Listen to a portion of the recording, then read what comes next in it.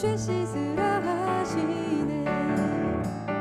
찬양하리 찬양하리 죽임 당한 어린 양 주께 영광 돌리어라. 우리 죄를 씻어주셨네. 나의 가는 길이 좁고 내 뜻대로 안 돼도 모든 욕심 다 버리고 주만 따라가겠네. 찬양하리 찬양하리 죽임 당한 어린 양 주께 영광 돌리어라. 우리 죄를 씻어주셨네. 한량없는 주의 은혜 나를 영접하셨네. 내가 지은 모든 죄와 허물 용서하셨네. 찬양하리 찬양하리 죽임 당한 어린 양 주께 영광 돌리어라. 우리 죄를 씻어주셨네. 찬양하리 찬양하리 찬양하리 죽임 당한 어린 양 주께 영광 돌리어라. 우리 죄를 씻어주셨네.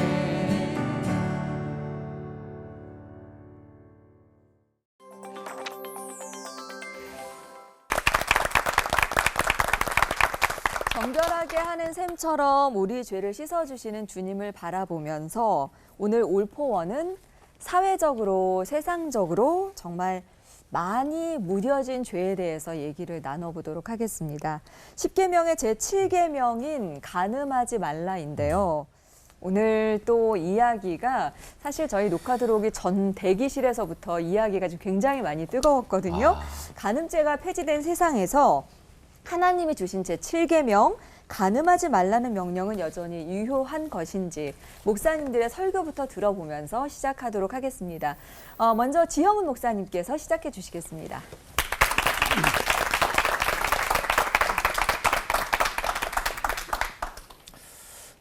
우리 기독교 신앙 그리고 역사적으로 프로테스탄트 신앙 이렇게 얘기할 때 굉장히 중요한 몇 가지 특징이 있는데 그 중에 하나가요. 양으로 보지 않고 질로 봅니다. 그러니까 죄 이것도 몇 가지 이게 아니라 늘 근본을 찾아 들어갑니다. 종교개혁자 마르틴 루터는 10계명을 강의하면서 1계명을 무지무지하게 강조해요. 1523년에 마르틴 루터가 10계명에 대한 글을 써요. 근데 글의 한 80%가 1계명 얘기를 합니다. 그리고 나머지 한 20% 정도를 나머지 계명은 사실상은 1계명에 다 들어있다. 이렇게 이제 논리적으로 풀어가요. 근데 이런 얘기를 합니다. 나 외에 다른 신들을 내게 두지 말라. 이게 1계명이잖아요. 그런데 신이 뭐냐? 루터는 이렇게 얘기를 합니다. 그로부터 내 삶을 기대하는 것, 내가 신뢰하는 것, 그게 바로 내 하나님이며 내 우상이다. 지금 내 마음을 두고 내가 의지하는 것이 바로 내 하나님이다. 이렇게 표현했어요. 일반적으로 보면 맞는 얘기죠. 그러니까 내가 어디에 가장 깊게 사로잡혀 있다. 중독도 비슷한 거죠. 그러니까 내 존재가 가장 강하게 어디에 사로잡혀 있다. 어디에 가장 관심을 쏟고 있다. 그게 바로 나한테 하나님인 거죠. 성경에서 사람의 본능에 대한 이런 계명이 굉장히 셉니다. 예를 들면 성에 대한 거, 성은 본능이잖아요, 사람. 그러니까 이 성에 대한 본능, 여기에 연관된 계명이 굉장히 셉니다. 그 다음에 돈, 소유욕도 사람의 본능 중에 하나거든요. 근데 돈에 대해서는 돈과 하나님을 겸하여 섬기지 못한다. 이렇게 말씀하고 있죠. 인정받으려는 욕구, 이거 사람의 본능 중에 하나거든요. 권력에 대한 욕망은 인정받으려는 욕구, 이 본능하고 연관되는데, 근데 예수님이 여기에 대해서 또 무지무지하게 세게 얘기하지요. 너희 중에 첫째가 되고자 하면 섬기는 자가 돼야 된다. 그래서 그 당시에 노예가 식사 시중을 드는 말 디아코니아라는 말을 예수님이 가져다가 너희는 이렇게 섬겨야 된다. 나는 노예가 디아코니 하는 거 나는 그러기 위해서 세상에 왔다. 그러니까 엄청나게 센 거지요. 10계명 중에서 제7계명 간음에 대한 거지요. 간음하지 말라. 근데 오늘날 우리가 사는 세상에서 성과 연관된 쾌락 이거는 너무너무 광범위하게 퍼져 있고 그리고 우상처럼 되어 있습니다. 근데 예수님께서 이 계명을 어떻게 해석하시나 한번 보겠습니다. 자, 간음에 대한 계명 또 간음하지 말라 하였다는 것을 너희가 들었으나 그러나 나는 너희에게 이렇게 말한다. 음욕을 품고 여자를 보는 자마다 마음에 이미 간음하였다. 그러니까 예수님은 실제적인 육체적인 간음의 죄를 마음의 동기까지 파고드시는 거예요. 훨씬 더 강하지요. 근데 그 다음에 보면 더 무시무시하고 강한 얘기가 나옵니다. 내 오른 눈이 너로 실족하게 하거든 빼버려라. 다 눈 성한 채로 지옥에 가는 것보다 이 눈 하나 빼고 구원받는 게 낫다 뭐 이런 얘기죠. 내 오른손이 너로 실족하게 하거든 이거 잘라버려라. 백체 중 하나가 없어지고 온몸이 지옥에 던져지지 않는 것이 더 유익하다. 너무 세잖아요. 어떤 사람이 진짜로 그렇게 내 손이 죄를 범한다 해서 스스로 자기 팔을 자를 사람이 어디 있겠어요. 자, 근데 우선 여기에서는 예수님께서 이렇게 말씀하신다 하는 것만 기억하고 그 다음 단계로 넘어가는데요. 예수님은 강하게 말씀하신다. 근데 예수님은 사로잡힌다 요거하고 연관해서 사람 존재의 마음과 심령 근본이 욕심에 사로잡히면 안 된다. 그러면 간음이든 돈 쪽이든 권력 쪽이든 사람은 결국 망가진다. 그런 거죠. 근데 예수님께서 요 말씀 그 다음에 이어지는 중요한 말씀하십니다. 제가 30절까지 읽었거든요. 근데 31절에 또 일렀을 때 누구든지 아내를 버리려거든 이혼 증서를 줄 것이라 하였으나 나는 너희에게 이르노니 누구든지 음행한 이유 없이 아내를 버리면 그로 간음하게 하며 또 누구든지 버림받은 여자에게 장가드는 자도 간음함이라. 이게 무슨 말일까요? 중요한 거는요. 예수님께서 아내에 관한 거를 아내와 관련된 그런 관계를 7번째 계명에서 다룬다. 이게 중요합니다. 출애굽기 하고 10계명에 보면 이웃의 아내를 탐내지 말라. 그게 10번째 계명에 나와요. 이웃의 소유를 탐내지 말라. 여기에 나와요. 그러니까 그 당시에 문화권에서 이웃의 아내에 대한 어떤 탐심 이런 거를 일반적인 다른 소유에 대한 탐심 그 카테고리에 묶은 거지요. 예수님은 그거를 7계명 쪽으로 올리십니다. 그러니까 예수님은 사회적으로 뭐 가부장적인 사회에서 굉장히 말하자면 억울하게 취급도 당하고 약자라고 볼 수 있는 여성을 무지무지하게 강조해서 말하자면 격상시키는 거예요. 인격적으로 철저하게 존중할 그런 상대로서 예수님은 여인을 그렇게 말씀하시는 거예요. 간음에 대한 계명을 예수님은 부부관계로 초점을 맞추어서 해석하시는 거예요. 이거는 구약에서부터 내려온 그 계명 중에서 일반적인 게 아닌데 예수님이 아주 명확하게 딱 집어서 부부관계로 맞추시는 거지요. 근데 저는 이 말씀을 가만히 묵상하면서 예수님의 그 말씀의 뜻이 무엇일까 이렇게 생각하면서 저는 그런 생각을 했어요. 간음, 돈, 권력 다 마찬가지거든요. 우리 사람 속에 내 마음의 동기가 제일 마음에 깊은 곳이 어디에 사로잡혀 있느냐, 어디에 관심을 가장 많이 쏟느냐, 이게 문제입니다. 그러니까 우리의 마음을 하나님께서 내게 주신 은사와 달란트에 따라서 하나님이 원하시는 아름답고 좋은 것에 내 마음이 늘 관심을 갖게 만들어야 돼요. 이게 근본 동기입니다. 그렇지 않으면 사람이 어디에 빠질까요? 그거는 우리가 사는 삶을 봐도 간단합니다. 성에 대한 쾌락, 그리고 소유에 대한 쾌락, 그리고 또 권력에 대한 욕망. 뭐 뻔하잖아요. 우리가 사는 사회가. 예수님은 간음에 대한 계명을 말씀하시면서 여인들에 대한 굉장한 애정과 존중을 가르치시고 그리고 근본적으로 사람의 마음속에 선하고 아름답고 그리고 참 평화로운 거기에 우리의 마음을 늘 갖고 가야 된다. 이런 말씀을 하시는 거죠. 오늘날 성에 대한 기준이 너무나 많이 허물어져 있는 오늘날 세상에서 그리스도인들이 다시 한번 말씀을 깊이 묵상하고 이 시대에 하나님의 뜻을 삶으로 전하는 우리 그리스도인이 됐으면 합니다. 기도하겠습니다. 하나님 아버지 7계명을 다시 한번 기억하며 가슴에 꽉 새깁니다. 우리 그리스도인에게 용기와 지혜, 하늘의 은사를 주옵소서. 아멘. 예수님 이름으로 기도합니다. 아멘.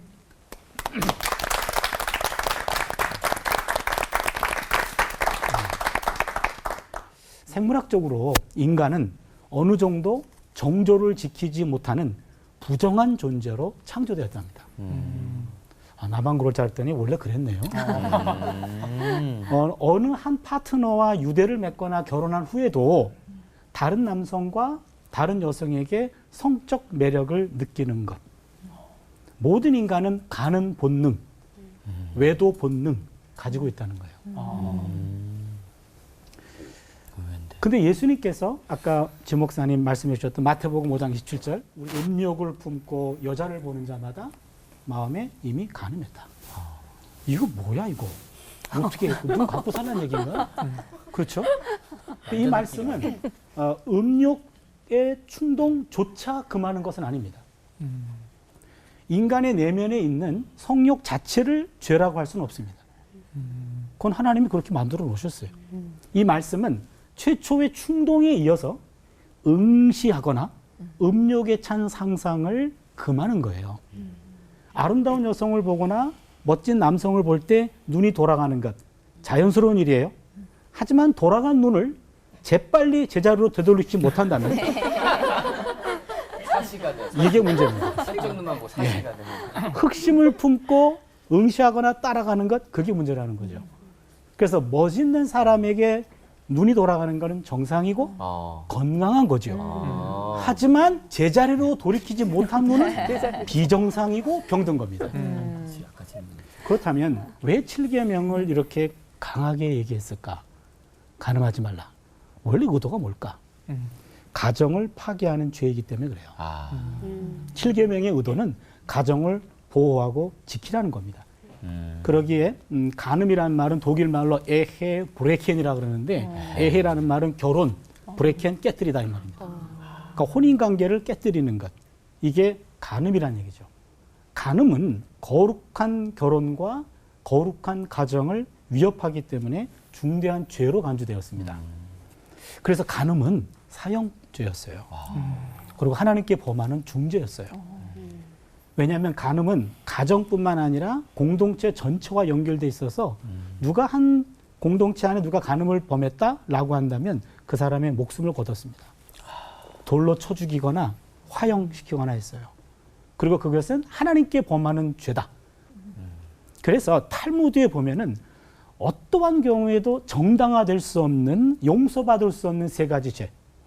첫 번째 우상숭배, 두 번째 살인죄, 세 번째 간음죄예요.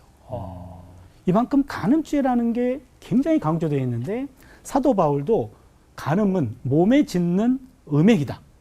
이거는 비도덕적이고 비신앙적인 행위다. 그렇게 얘기합니다. 간음죄는 하나님의 나라에 들어가지 못하는 죄라고 하는 거 성경에 있는 거 아십니까? 고린도전서 6장 9절 10절이죠. 바로 음행하는 자나 우상숭배하는 자나 간음하는 자는 하나님 나라를 유업으로 받지 못한다. 그래서 여러분 간음하면 못 가요 하나님 나라 기억해야 됩니다. 예, 간음하면 못 가요 하나님 나라. 간음을 행하지 않는 것 이것은 자신을 지키는 거고요. 그리고 가정을 지키는 겁니다. 더 나아가 우리 사회와 국가를 지키는 일이 됩니다. 성경 인물 가운데 하나님의 명령이 이 7계명을 지키지 못해서 평생 쌓았던 업적을 한순간에 무너뜨린 사람이 있어요. 다윗도 그랬고 솔로몬도 그랬습니다.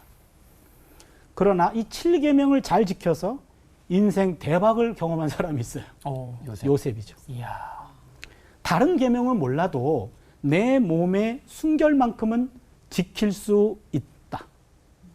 우리 가정만큼은 우리가 지켜야 되지 않을까.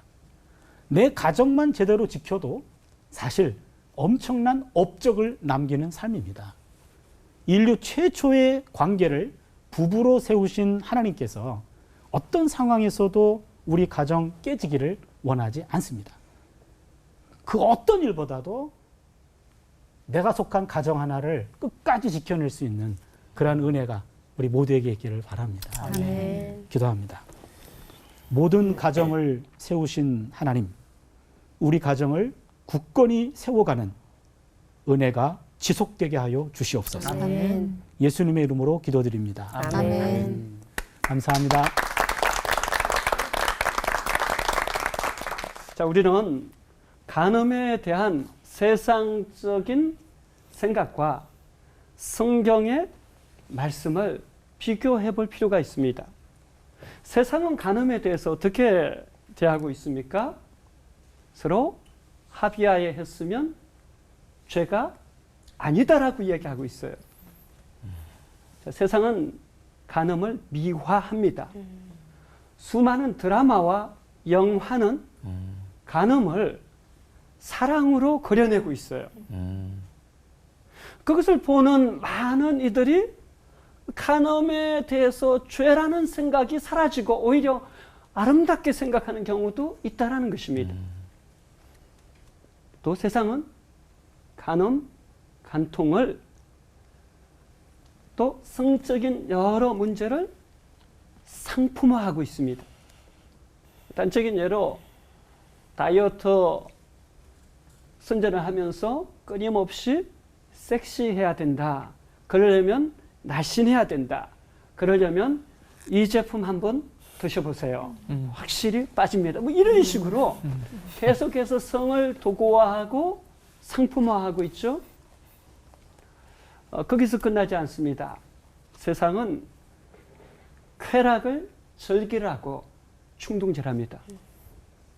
쾌락이 뭐가 나쁘냐? 쾌락을 즐겨라 라고 얘기합니다. 결혼하지 않는 관계 속에서 얼마든지 즐기라라고 해요. 심지어 이성, 동성 관계없이 쾌락을 즐기라라고 얘기하고 있지 않습니까? 자, 더 나아가서요. 결혼한 관계 속에서도 우리나라에 결혼한 사람들이 남자친구, 여자친구 두는 것이 한때 유행처럼 퍼졌죠. 또 묻지마 관광. 어르신들 좋아하시는 분들이 꽤 있었죠. 이런 모든 것이 사실은 세상적인 시각에서 흘러가는 세상의 풍조고 세상의 문화입니다. 여기서 간음, 간통은 죄가 아니다. 사랑하면 즐길 수 있다. 이런 것이 밑바탕에 있는 거죠. 자, 그렇다면 성경은 무엇이라고 말합니까? 7계명에서 분명히 간음하지 말라 이렇게 이야기하고 있어요. 왜겠습니까? 성경은 하나님께서 주신 가장 귀한 공동체가 가정이라고 말씀하시기 때문에 이 가정을 파괴하는 가장 치명적인 죄가 간통, 간음이라고 말하고 있기 때문입니다. 성경을 보면 예레미야라든지 호세아는 특별히 간음에 대해서 아주 강력하게 비판합니다. 간음은 도덕적인 죄다, 영적인 죄다, 자신과 가정을 파괴하고 그 사회를 파괴하는 죄다. 특별히 이 간음이 영적인 기준, 척도로까지 제시하면서 간음은 영적 타락의 구체적인 표시다라고 이야기하고 있습니다. 원래 성이라는 것은 사실 부부 간에 하나님께서 주신 선물인 것이죠. 문제는 죄가 들어오면서 그것이 깨졌다라는 거예요.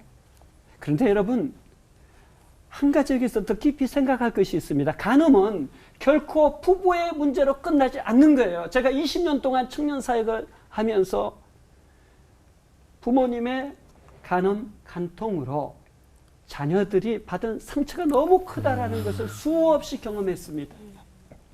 자녀들은 부모님의 간음, 간통이 있었을 때 그것이 깊은 상처요, 수치심으로 자리하고 있어서 일그러진 남성관, 일그러진 여성관, 일그러진 결혼관으로 연결되어지는 것을 봅니다.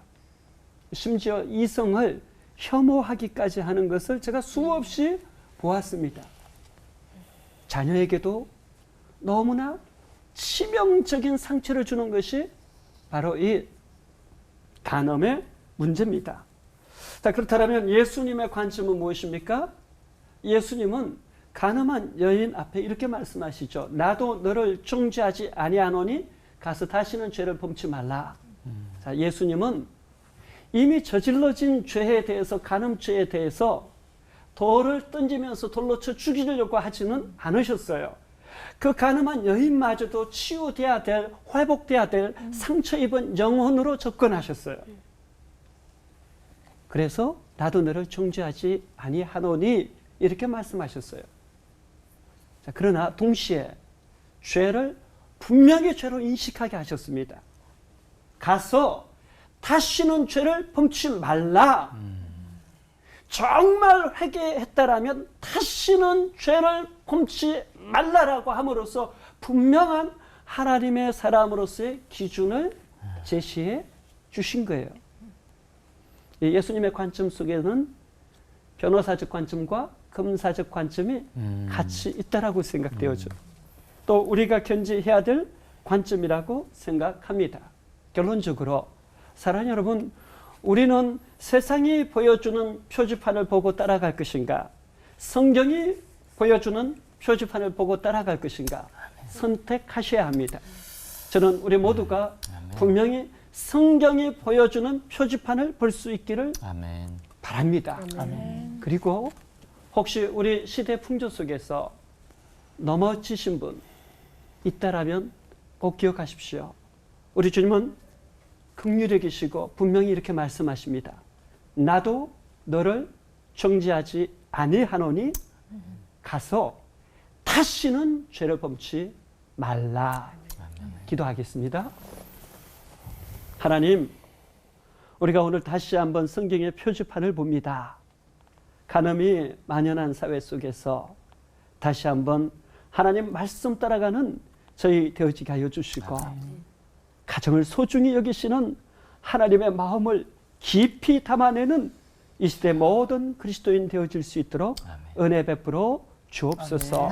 특별히 간음으로 상처받은 가정이 있다라면 주님 불쌍히 여기시고 만져 주옵소서. 예수님의 이름으로 기도하옵나이다. 아멘.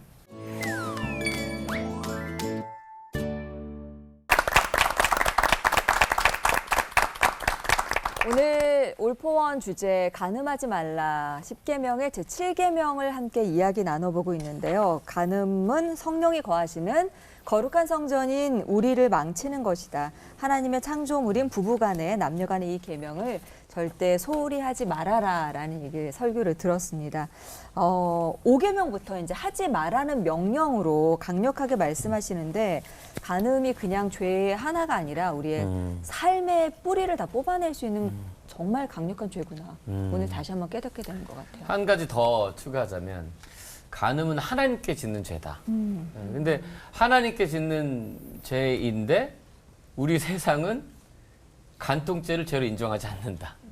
그러니까 이게 참 신기해요. 하나님께 짓는 죄인데 세상은 또 이걸 또 간음을 죄로 인정하지 않고, 이게 너무 헷갈리겠다 싶기도 한데 간음을 반드시 죽임을 당할 죄라고 성경이 규정한 이유가 과연 무엇일까요? 그게 좀 궁금해요.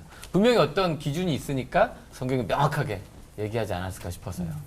근데 이제 인간들의 실제적인 삶의 현실에서 사람을 사로잡는, 그러니까 사로잡아서 중독시키고 또 거기에 완전히 노예로 만들고 이제 그러는 가장 강력한 것 몇 가지 중에 하나가 이 성에 대한 충동 또는 이 성에 관련된 그런 에너지 이거 같아요. 제가 아는 어떤 그 분이 있는데 참 훌륭한 분입니다. 아주 공부한 학자시고 사회적으로도 많이 활동하신 분인데, 근데 그분이 50대 중반 좀 더 넘어서 50대 한 후반쯤 돼서 그때 쓴 글에 무슨 얘기를 하냐면 50대 한 후반 이렇게 되니까 좀 편안해진대요. 그분은 굉장히 솔직한 분인데 글 같은 걸로도 그러니까 이제 성에 대한 에너지가 좀 떨어지니까 좀 이렇게 평안하다 이런 얘기를 글로 썼더라고요. 근데 이제 사람이 가지는 어떤 에너지 중에서 하나님이 주신 본능, 성은 하나님이 주신 본능이거든요. 아까 우리 차 목사님이 설교해 주신 것처럼 성적인 충동 자체가 악한 건 아니거든요. 이거를 다스리지 못하고 방종하고 그리고 오용하면 이제 그게 죄로 가는데, 근데 이제 간음 그거는 성경에서 하여튼 우상 숭배하고 자주 연결해서 나오고 뭐 영적인 우상 숭배로도. 그리고 이제 말씀하신 성경은 그렇게 말하는데 현실은 왜 이렇게 차이가 클까? 근데 그거는 어제 오늘의 문제는 아닌 것 같아요. 창세 이후로 또 예수님이 재림하실 때까지 인간 사회에서 계속될 문제일 겁니다. 성의 문제나 돈의 문제나 권력의 문제 이런 것들은 소돔이라는 말이 있잖아요. 그러니까 소돔과 고모라 성이 지은 죄, 이거는 사실은 성적인 죄를 말하는 거거든요. 그러니까 소돔성 성경 창세기에 나오는 그거를 보면 소돔성 거기에서도 그냥 성적인 그런 쾌락, 그게 전혀 죄로 여겨지지 않았던 상황을 우리가 볼 수 있지요. 그래서 영어로 소돔이 그러면 성적으로 지극히 아주 타락하고 완전히 그 망가진 그런 거를 소돔이 아예 단어가 그렇게 돼 있잖아요. 인간을 망가뜨리는 충동으로 몰아가는 가장 커다란 대표적인 한 두세 가지 에너지 중에 하나가 성의 에너지다. 그러니까 성경이 그토록 강하게 얘기했다. 그런 생각이 들어요. 그 하나님이 최초로 세운 공동체가 가정이죠. 네. 그렇죠. 그 얘기는 가정 없이는 인간은 온전한 삶을 살 수 없다는 얘기인데 그렇지 않나요? 누구나 다 가정이 있는 거죠. 근데 그 가정이 흔들리면 인생 흔들리는 거죠. 근데 간음하지 말라라는 말은 남의 가정 파괴하지 말라는 얘기거든요. 어떤 행동을 취하든지 간에 남의 가정 흔들리지 마라. 흔들리지 마. 네 가정도 흔들릴 수 있어. 그렇지 않나요?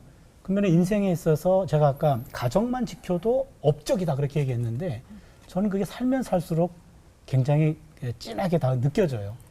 내가 다른 업적은 못 남겨도 내 가정하고 우리 아이들 가정만큼은 끝까지 지킬 수 있도록 하나님께 기도해야 되겠다. 다른 업적보다도. 그래서 아마 성경에서 그렇게 가정을 지켜낸다고 하는 것, 가정만 지켜진다면 그 인생은 행복한 인생이고 하나님 나라를 이 땅에서 사는 것이 아닐까. 그래서 그렇게 강조한 것 같아요. 이 계명을 주신 것 자체가 우리를 어떻게 자유를 구속하려는 게 아니라 우리의 온전함을 지켜주시기 위한 거구나. 하나님께서 주신 의도는 그거구나.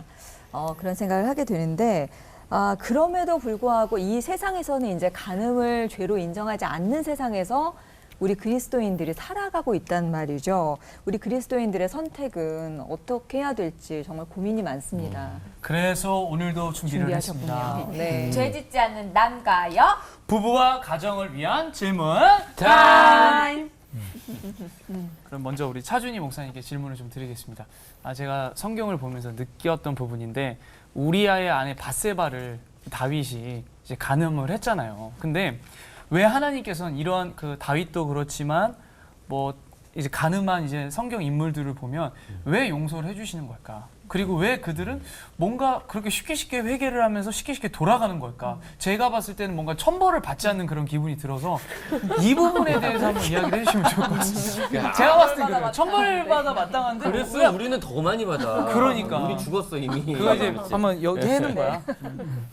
다윗이 얄미운 거죠? 뭐든 질투하는 것 같아. 질투하네. 그러네. 아니요. 근데 다윗만큼 송군도 없는데 하나님 마음에 합한 자다. 맞아. 그런 평가까지 받았는데 그 다윗의 후손 중에서 메시아가 탄생했고 엄청난 인물이었는데 그에게도 흠집은 있었다는 얘기죠. 근데 그의 가장 큰 흠집은 그 사무엘하 11장에 나오는 밧세바 사건이에요. 밧세바를 범한 사건. 그 범하고 나서 완전 범죄로 하려고 여러 가지 또 그 방법을 썼잖아요. 근데 사무엘하 11장을 보면은 그 충동을 느끼고 그다음에 밧세바를 호출하고 그다음에 사고를 치고 그다음에 나중에 임신 소식을 알고 그러면 누구냐? 예, 우리야라는 남편이 있다. 그러면 전쟁터에서 그를 소환하라, 휴가를 줘라, 그들을 하룻밤 뭐 묵게 하라.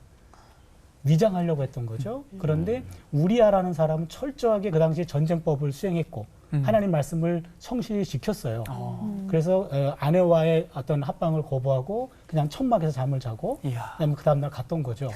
그랬더니 얘는 안 되겠네 싶어가지고 전쟁을 해서 할 때 우리야를 맨 앞장 세우고 전체 다 세각하라. 전사시킨 거죠. 그래놓고 이제는 완전 범죄로 이렇게 덮어버렸는데 성경에 보면은요, 성경을 꼼꼼히 읽어봐야 돼요. 하나님이 뭐라고 말씀하셨나 거기죠. 전혀 언급이 없어요. 그 사건에 대해서. 근데 사무엘하 11장 맨 마지막에 하나님이 보시기에 좋지 않았더라. 그 한마디. 한마디가 나와요. 그 다음에 12장에 나단이 등장하죠. 등장해가지고 비유를 통해가지고 이제는 했더니 다윗이 화가 나가지고 그런 놈은 마땅히 죽어야 돼.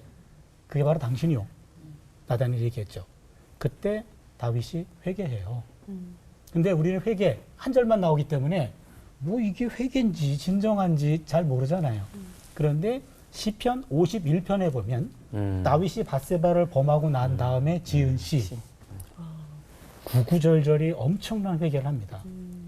51편을 보시면 그 회개가 있었고, 그러나 말만 회개했다고 이게 덮어지는 것이 아니라 죄값을 치릅니다. 그 잉태된 아기는 죽고, 그 다음에 너가 그 일을 범했기 때문에 너는 은밀히 범했지. 너의 아내들은 공공연하게 당해. 자기 압살롬의 아들에 의해 가지고 자기 후궁들이 겁탈을 당하고 공개적으로, 그 다음에 국가적으로는 지금 반란이 일어나고. 그래서 다윗의 일생을 보면 사울이 있었을 때는 사울은 천천히요, 다윗은 만만이라.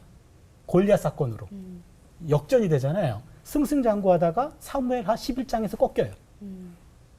그래서 다윗의 일생은 11장 이후는요 굉장히 암울합니다. 그렇게 해서 그의 회개가, 그 죄가 간단한 죄가 아니었다. 그리고 엄청난 그 죄값을 치르게 되었고, 그의 인생에 있어서 플러스 마이너스 이 어두운 쪽을 상당히 많이 차지했던 것이 바로 그것이었다. 그거 하고, 그리고 그 가늠한 여인을 다시는, 우리 이 목사님 아까 설교하실 때 다시는 범하지 말아라, 죄를 범하지 말아라 라고 했을 때 제가 그 8장을 다시 한번 봤어요. 요한복음 8장. 거기는 뭐 회개도 안 했는데 다시는 하지 마, 나도 너 정죄 안 할게 이러고 보낸단 말이에요. 근데 그 8장, 요한복음 8장에 나오는 가늠한 여인을 그 예수님께서 그렇게 용서해 주신다고 보는 건데, 그 본문은 다른 복음서에는 안 나오고 거기만 나오더라고요. 그리고 요한복음 8장에서의 원래 의도는 용서 주제가 아니었어요. 다른 주제를 얘기하다가 지금 정죄하는 사람들이 자기들은 율법을 다 안 지키면서 그 간음을 행하는 그 여인을 현장에서 잡아다가, 그럼 여러분 그 여인 입장을 생각해 보세요. 얼마나 수치스러운 겁니다. 옷을 제대로 입었을까요? 그 사람은 석형감이거든요. 그래서 불러다 놓고 누구든지 예수님이 이제는 율법대로 하라 그러면은 돌만 들어 누가 하나 치면은 죽는 거예요. 그 상황이죠. 그 상황에 예수님이 글자를 썼다 그랬어요. 그렇죠? 그것도 2번이나 썼어요. 그래서 무슨 글자를 썼을까? 이거는 성경에 안 나오니까 신학자들의 상상력을 다 자극하는 건데, 히에로니무스라고 하는 어떤 교부 신학자가 그런 주석을 달았어요. 아마도 돌을 들고 있는 그 사람들이 범한 죄악을 적지 않았겠나. 묵묵히 적으면서 너희들은 이 사람보다 더 악하다 얘기죠. 그러면서 죄 없는 사람이 돌을 쳐라 그렇게 얘기한 거죠. 그러고 났을 때 여러분 그 회개라고 하는 것, 인간의 말이라고 하는 것은 바디 랭귀지도 있지만, 그러나 그 비언어적인 언어도 있지 않나요? 전 아마도 그 간음의 현장에 잡혀왔던 그 여인이 말로는 회개라는 표현이 없었지만 그의 표정과 그의 모습 속에서 비언어적인 회개의 모습이 있지 않았겠나. 예수님은 과거의 죄를 덮었고 다시는 동일한 죄를 범하지 말아라 라는 죄로 인정하셨고, 그다음에 그를 그 죄로부터 그를 방면해 주신 것이 아닌가. 그러기에 죄가 어떤 회개가 없이 용서받았다, 그런 경우는 없다. 많은 분들이 다윗을 부러워하지만 저는 다윗이 인간 중에 가장 불행했던 인물 중에 한 사람이라고 생각해요. 왜 그렇게 생각하냐면 욥은 하루 아침에 사단이 자녀를 싹 죽였죠. 하루 아침에 당한 슬픔이에요. 근데 다윗은 그 간음죄를 범하고 나서 또 살인 교사죄를 범하고 나서 그 이후에 일어난 일은 그 간음한 자녀가 태어났지만 죽었죠. 그 이후에 자녀와 자녀 사이에 또 간음이 생기죠. 거기서 끝나지 않고 자녀가 자녀들을 살인하죠. 그래서 끝나지 않고 또 압살롬 자녀가 아버지를 죽이겠다고 배반하면서 칼을 들이대죠. 그리고 자기를 따랐던 그 신하들도 자기에게 등을 돌리죠. 저는 결코 행복한 것이 아니라고 봐요. 그나마 다윗 안에 하나님을 경외하는 마음이 있고 회개했기 때문에 하나님께서 버티고 견디게 해주셨다라는 생각을 해요. 그러니까 우리가 결국은 하나님께서 우리에게 주신 창조 섭리를 따라 사는 삶이 가장 행복하고 정말 깊은 기쁨과 그 즐거움이 있지 않는가 그렇게 생각해요. 진짜 이야기를 나눠도 우리가 궁금한 점들이 있지만 네. 성이라는 것을 하나님께서 왜 우리에게 허락하셨는가라는 그 의도를 안다면 우리가 이것을 어떻게 사용해야 될 것인가 정답을 아는 것도 간단해질 것 같습니다. 근데 그렇다면 모두를 불행하게 하는 간음이 정말 끼어들 수 없을 만큼 결혼 생활이 행복하면 좋을 텐데 현실적으로 그렇지 않은 부부들도 많이 있고요. 남과 여, 부부와 가정에 놓인 숙제들을 우리가 어떻게 풀어야 할까 고민도 좀 되는 게 사실입니다. 네. 그 특히나 또 요즘에는 교회 안에서도 이 간음죄를 범한 사람들을 이렇게 사람들의 모습을 보면서 되게 충격을 많이 받기도 하는데요. 그 혹시나 만약에 배우자가 바람을 핀다면 이걸 어떻게 해야 하는지 맞바람을 펴도 되는 건지 어우야, 깜짝 놀랐다. 상상만 해도. 그렇지. 아니면 또 하나님이 이렇게 맺어주신 짝인데 이거를 내가 갈라도 되는 건지 또 아니면 이거를 어떻게 또 참고 견뎌야 되는 건지 이거 되게 궁금하더라고요. 네. 실전편인데요. 네. 허리케인이란 그 바람 알죠? 허리케인. 뭐 태풍, 허리케인, 뭐 사이클론 다 이렇게 도는 바람인데 허리케인이 특별히 더 무섭다 그러죠. 근데 바람이 부는데 맞바람이 분다. 그러면 돌아가지고 허리케인이 됩니다. 근데 이런 얘기를 할 때 당위론하고 현실론하고를 구분해야 됩니다.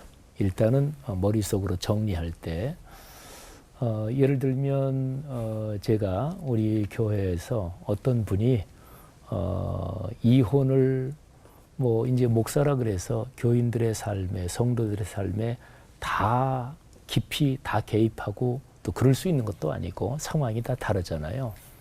근데 예를 들어서 어떤 가정이 이혼을 뭐 이런저런 상황 때 할 수밖에 없었다. 그러면 어쨌든 목회자가 뭐 다 깊이 개입하고 권면할 수 있는 가정도 있지만 그렇지 않기도 하고. 근데 만일에 그렇게 됐다 가정하면 그렇게 됐어요. 이제 이혼을 했고. 그리고서 그러면 목사가 찾아가서 뭐라 그럴까요? 당신은 이혼했으니까 큰 죄를 범한 겁니다. 뭐 그렇게 말한다는 게 무슨 의미가 없잖아요. 근데 어쨌든 이왕 그렇게 됐고 또 예를 들어서 이혼한 저쪽이나 이쪽이나 뭐 이런저런 상황 속에서 뭐 어떻게 힘들게 재혼을 했다. 그러면 저는 목회적으로 어쨌든 지나간 일은 사람이 되돌릴 수는 없는 거고 어쨌든 신앙적으로 바로 그렇게 큰 용기를 내고 하나님의 말씀 따라 잘 사십시오. 그렇게 저는 권면을 합니다. 그러니까 당위론으로 보면 이제 예를 들어서 어떤 배우자가 외도를 했다. 근데 맞바람을 피운다. 그거는 그리스도인이 할 일이 아니겠지요. 근데 그 일을 실제로 당한 사람이 뭐 얼마나 기가 막히겠어요. 얼마나 힘들겠어요. 근데 그런 상황 가운데서 신앙에 따라서 다 다르겠죠. 어떤 사람은 깊이 기도하고 평소부터 그런 분들은 너무나 힘들지만 그거를 참고 이겨내기도 하고. 근데 이게 혼자의 문제가 아니잖아요. 양쪽의 문제니까. 예를 들어서 가정을 지키려고 하는 사람은 끝까지 그러는데 상대 쪽이 아예 뭐 기왕 이렇게 다 알려지게 된 거, 난 그만 산다. 이렇게 계속 그러면 어쩔 수가 없는 거잖아요. 그죠? 그러니까 최선을 다해서 자기 신앙의 분량만큼 노력을 해야 되겠죠. 그리고 예수님께서 음행한 연고 이외에 아내를 버리면 이런 말씀이 있는데 그 말씀은 음행했으면 언제든지 갈라서라 그 말씀은 아닙니다. 근데 현실적으로 우리나라에 이제 성에 대한 통계나 이런 수치 보면 예를 들어서 그런 외도나 이런 게 있었을 때 그럼 무조건 이혼하고 갈라서야 된다. 그럼 우리나라에 나만 하는 가정이 참 적게 될 거예요. 그러니까 그리스도인은 현실적으로는 최선을 다해 살아야 되는 거죠. 그런 사건이 일어났다. 그러면은 최선을 다해서 주변 사람의 도움을 받을 수도 있고 목회자나 또는 본인이 최선을 다할 수도 있고 전통적으로는 애들 때문에 사는 겁니다. 또 주변의 사회적인 인식도 그렇고 요즘은 근데 그 틀이 깨졌잖아요. 네. 그러니까 요즘은 훨씬 더 갈라지는 가정이 많은 거지요. 그래서 현실적으로 성에 대한 문제 여기에 대해서 이거는 공식이 이렇다 이렇게 얘기할 수는 없습니다. 근데 성경의 가르침에 따르면 깨어질 만한 가정도 우리는 최선을 다해서 노력을 해야죠. 근데 그렇게 노력했는데도 안 된다. 그러면 어쩌겠어요. 근데 그 아픔을 안고 사는 사람들을 교회나 또는 그리스도인이 서로가 보듬어 안고 과거에 지난 거를 정죄하지 말고 사실은 현재 이후로의 삶을 큰 용기를 가지고 헤쳐나가도록 우리는 권면을 해야 된다고 봐요. 예. 이게 뭐 말해놓고 보니까 또 뚝 부러지는 게 없어가지고 갑자기 답답해졌어요. 좀 더 뚝 부러지는 얘기를 두 분이 한번. 아니요.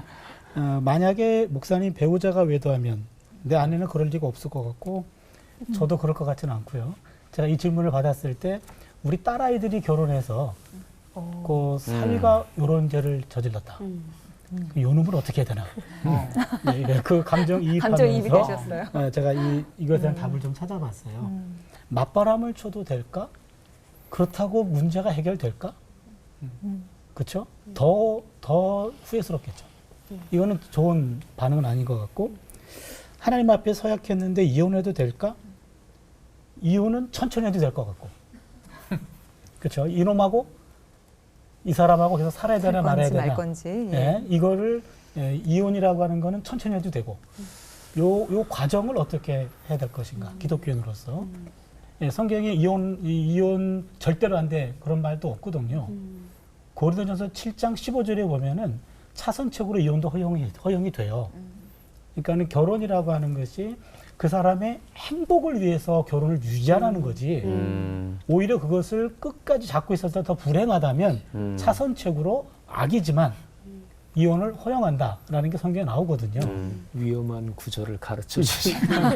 아니 그래서 네. 제 말은 무조건 교리적으로 그렇게 접근하기보다는 교리의 의도가 뭔가 해서 그럴 경우에는 평생 이렇게 해도 죄의식을 갖고 살 거예요, 만약에. 그렇지만 그럼에도 불구하고 아까 목사님 목회적 차원에서 이해해 줘야 된다라고 했을 때 그럴 경우에 이 말씀이 그분에게 좀 도움이 될 것 같고 근데 내 딸이라면은 여기까지는 안 갔으면 좋겠고 이런 생각을 해봐요. 대화를 해보자. 왜 그랬을까? 왜 그 친구가 외도를 했을까? 서로 진정하게 대화를 해봐라.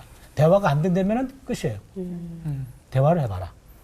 그리고 두 번째는 진정하게 뉘우치고 있는가를 한번 좀 확인하자. 너 그거 반복할래? 확인해보자.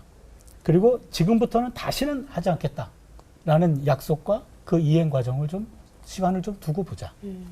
기회를 보고 그럼에도 불구하고 내가 상처가 지워지는지를 한번 점검해보자. 상처 쉽게 안 지워지거든요. 제가 이거 때문에 몇 가지 책을 좀 찾아봤는데 60대가 넘으신 이제 부부인데 한 8년 전에 남편이 외도를 했어요. 그래가지고 이분이 이제는 그때 회개했는데 아내가 8년 됐는데도 용서가 안 되는 거예요. 안 될 것 같아. 그냥 관계가 좋다가도 갑자기 때리는 거예요, 남편이. 나쁜 놈 이러는 그럴 수 있을 것 같아. 그렇죠. 이게 분명히 반복도 안 했고 용서도 했는데 지워지지가 않는 거예요. 그러니 할아버지도 미치는 거라. 그렇죠. 8년 전에 일어난 일을 아직도 못 잊었어. 내가 더 회개해야 돼 이런 거죠. 그런데 할머니는 용서가 안 되는 거예요. 아직도. 그리고 같이 교회 생활하는데 안 되지. 누군가 날 위해 기도하네 하면서 할아버지가 은혜를 받고 있어. 눈물을 흘리고 있어. 누구 생각하는 거야? 이러는 거야. 그럴 수 있지. 그러니까 이 상처가 보통 상처가 아닌 거죠. 그 과정도 함께 겪어봐야 되고 그 상처를. 근데 목사님 그리고는 근데 지금 말씀하신 게 이제 만약 저는 거꾸로 이입이 됐어요. 그러니까 목사님은 나도 안 그럴 것 같고 내 와이프도 안 그럴 것 같다 하셨지만 목사님 만약에 사모님이 그러셨다면 네. 8년을 어떻게 기다리실 수 있으실 것 같아요? 저는 이 과정을 거칠 것 같아요. 저는 못할 것 그리고 둘 다 이게. 상처받았단 말이죠. 그렇죠? 그러면은 상담 찾아가가지고 같이 치료를 받아야죠. 아니, 그거를 하는 데가 있더라고요. 아니 근데 그게 이제 이게 세대와의 차이도 아니고 신앙의 차이도 아닌 것 같은데 사람마다 다른 것 같아요. 이게 예를 들면 저 같은 경우 만약에 제 와이프가 그랬다 그러면 저는 지금 당장 얼굴도 안 볼 거예요. 같이 한 집에 있는 것조차도 저는 허용을 못 할 것 같아요. 네, 예. 이 배신감이라는 게 너무 그렇죠. 커지니까. 그렇죠. 근데 예를 들어서 그 노부부, 예를 들어서 그 권사님 부부가 8년을 같이 있었다. 그 과정 그게 너무 대단하지 않아요? 그래서 제가 그 경우를 그 전문가가 쓴 레포트를 봤어요. 2,500쌍을 상담했는데 800쌍 정도가 치료가 성공됐대요. 그러니까 3분의 1 정도죠. 그래서 저는 이 치료가 된 3분의 1 쪽에 한번 희망을 걸어보고 그런 과정을 좀 거치고 나서도 용서가 안 된다. 그러면 그때 해도 늦진 않는 거잖아요. 그냥 기다렸다는 듯이 너 했어? 이혼! 이거는 너무 감정적이고 가정 자녀들도 있을 테고 아까 목사님 말씀하신 대로 사회적인 관계도 있고 굉장히 중요한 결정인데 너무 힘들다, 이걸 이거. 단순히 감정에 의해 가지고 할 것이 아니라 좀 기도하면서 과정을 좀 밟아보는 것이 어떨까. 그럼에도 불구하고 안 된다라고 하면은 고린도전서 7장 15절. 연구 결과가 나오고 800명은 괜찮아졌다고 하잖아요. 나머지는 3분의 2는 네, 그 연구 3분의 결과 2는 안 나오고 됐다. 한참 후에 그 800명이 또 어떻게 됐는지 그게 그래서 나도 네. 이제 두 분이 아. 이제 어르신들에 대해서 했으니까 저는 네. 사실 청년들의 관점에서 이 문제를 조금 다뤄볼게요. 일단 결혼하지 않은 사이에 성적인 깊은 관계를 가져도 상처, 쓴뿌리, 후유증이 남습니다. 그건 분명해요. 그렇다면 결혼 전에 그런 관계 한계선을 많이 넘은 경우에 어떻게 할 것이냐 이런 게 있거든요. 저는 사실 이 질문 받았을 때 김범용 씨의 노래가 떠올랐습니다. 그대 이름은 바람 왔다가 사라지는 사라지는 바람. 바람. 그러면서 이제 드는 생각이 통했어요. 맞바람을 피는 것은 아니죠. 그럼요. 정말 필요하다면 성령의 바람이 필요하죠. 그죠? 정말 필요한 건 사실 성령의 바람이 불어야 회복의 가능성이 있고 치유의 가능성이 있습니다. 그러니까 제가 이제까지 수많은 청년들을 이렇게 주례를 하고 또 결혼 과정에 이렇게 관여를 했지만 한 번 단호하게 결혼에 대해서 반대한 적이 있어요. 어떤 청년하고 결혼하겠다라고 왔는데 제가 그 이름을 보는 순간 순간적으로 정말 굉장히 충격이었어요. 왜냐하면 그 청년은 제가 상담한 한계선을 아주 많이 넘어선 어쩌면 그것이 중독이라고까지 느껴지는 청년이었기 때문에 저는 단호하게 반대했습니다. 만약에 하려고 해도 최소한 1, 2년은 지켜봐야 된다. 서두르지 마라. 아까 저는 그래서 이해가 돼요. 서두르지 않고 충분한 과정을 두는 것. 정말 회개했다라면 나는 반대하지 않는다.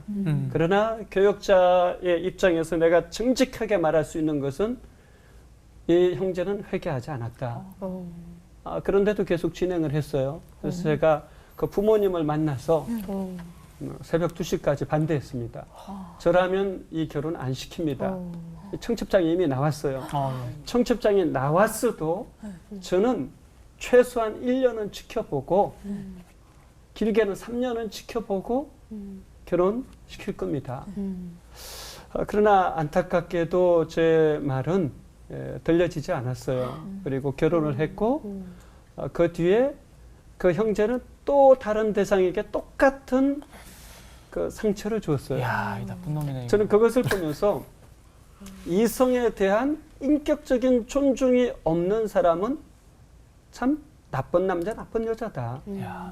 이런 경우에는 선택에 있어서 신중하고 또 신중할 필요가 있다라고 생각해요. 또 결혼의 문제든 이혼의 문제든 저는 목욕탕에서 제일 좋아하는 그 구절이 다 때가 있다. 이걸 좋아한다고 하는데 목욕탕에 붙어 있잖아요. 네, 다 때가 있다. 누구나 다 때가 그게 참 의미가 있는 것 같아요. 전도서에서도 다 때가 있다라고 하잖아요. 사랑할 때가 있고 기다릴 때가 있고 상처 받는 때가 있고 상처를 치유할 때가 있어요. 그러니까 중요한 것은 결국 자기 자신이 하나님과 인격적인 관계 속에서 그 때를 분별하는 것이 필요하지 않나 싶어요. 정말 때를 기다리면서 최선을 다해서 치유하고 회복되는 것이 가장 좋다라고 생각해요. 그러나 정말 그 모든 것이 어렵다라면 하나님 그 앞에 기도하면서 하나님께서 주시는 최선의 지혜를 따라서 선택해 가는 것이 현실적인 또한 지혜가 아니겠는가 하는 생각을 해봅니다. 이걸 꼭 놓치지 않았으면 좋겠어요. 간음은 결혼 전이든 결혼 후든 상처와 썸뿌리와 후유증이 꼭 남습니다. 맞죠. 오늘 얘기를 들으면서 우리가 가늠하지 말라라는 이야기를 나누고 있지만 사실 이야기를 돌려보면 한 대상을 어떻게 사랑해야 하는가를 우리가 이야기하고 있구나라는 것을 알게 됐고요. 하나님께서 주신 나의 반쪽을 어떻게 사랑해야 할 것인가 적극적인 그 생각까지 좀 범위를 넓혀봤으면 좋겠습니다. 오늘 끝인사는 우리의 현재의 반쪽 또 미래의 반쪽들을 생각하면서 사랑을 담아서 외쳐보도록 하겠습니다. 검은 머리 팥불이 될 때까지 배신은 없어. 영원까지 하나 되는 시간 올보 원!